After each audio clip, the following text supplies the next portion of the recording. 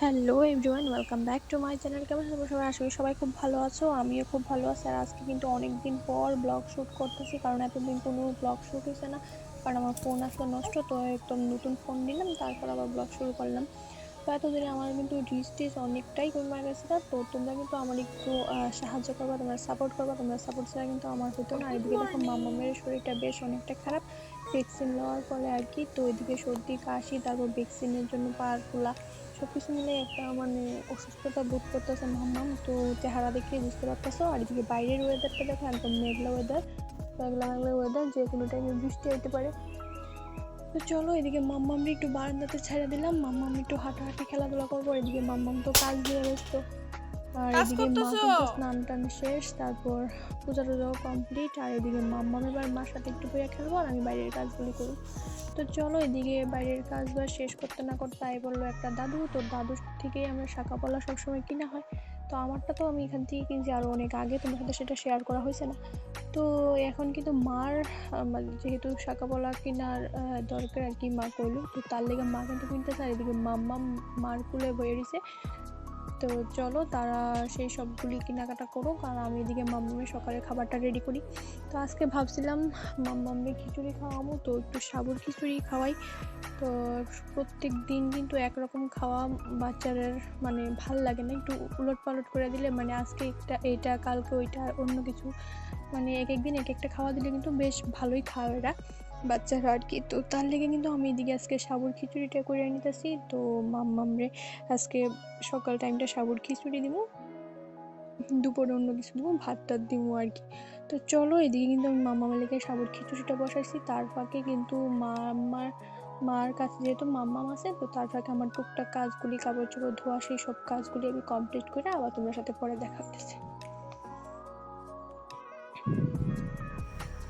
তো দেখো মাম্মামে কিন্তু বাসি যত কাপড় চোপড় আসলো, কাঁথা আসলো, সবগুলি ধুয়ে দিয়েছি। আর এদিকে কিন্তু রোদে দিয়ে দিলাম আমি মাম্মামের লেগে স্নান করার জল। তারপর এলাম আমি একটু টিফিন খাইতে।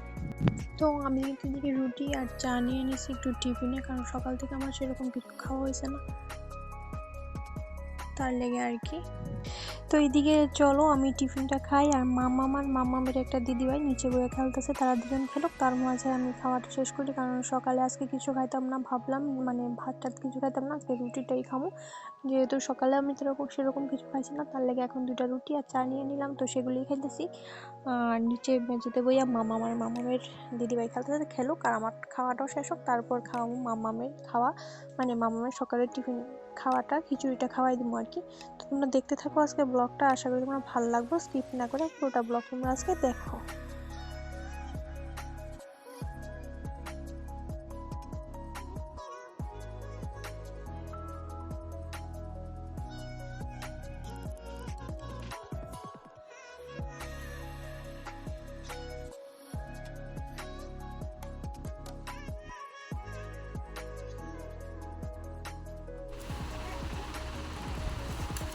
তারপরে দেখো আমি এখানে নিয়ে এলাম মামামের সকালের খাবার। তো এখানে মামা প্রচন্ড প্রচন্ড ওদিকে দাইছে। দুষ্টামি করে এখন।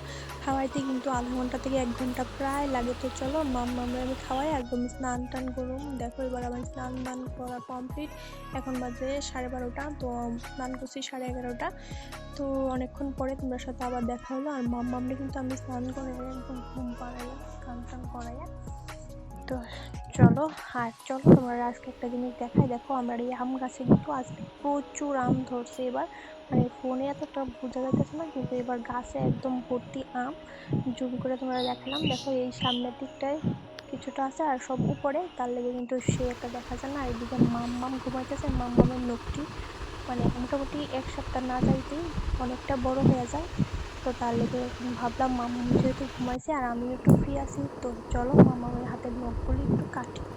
তো চলো, বাইরের ওয়েদারটা খুবই খারাপ, তো আমার নখগুলি কাটি, তারপর তোমার বাইরের ওয়েদারটা দেখাইতেছি। প্রচণ্ড বাতাস বইতেছে, যে কোনো টাইমে বৃষ্টি আইতে পারে। তো চলো আগে নখগুলি কাটি।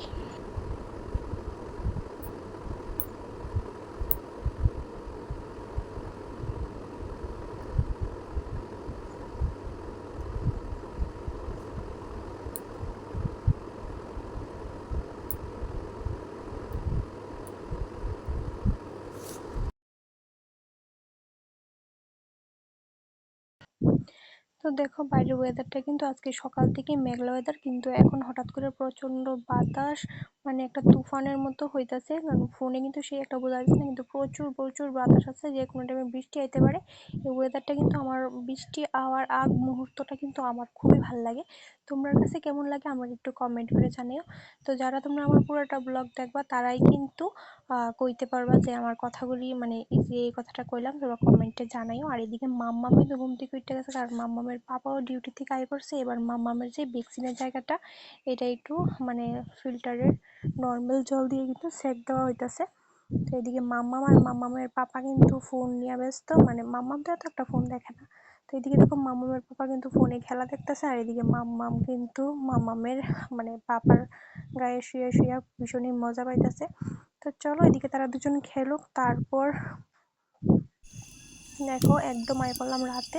তো এখন বাজে রাত্র 8টা। তো বিকালের পর কিন্তু তোমার সাথে আর দেখা হয়েছে না, কারণ কি বৃষ্টি পড়ে গেছে কারেন্ট। তো আমরা এদিকে তো একটু কারেন্ট গেলে আর কারেন্ট আইতেই চায় না।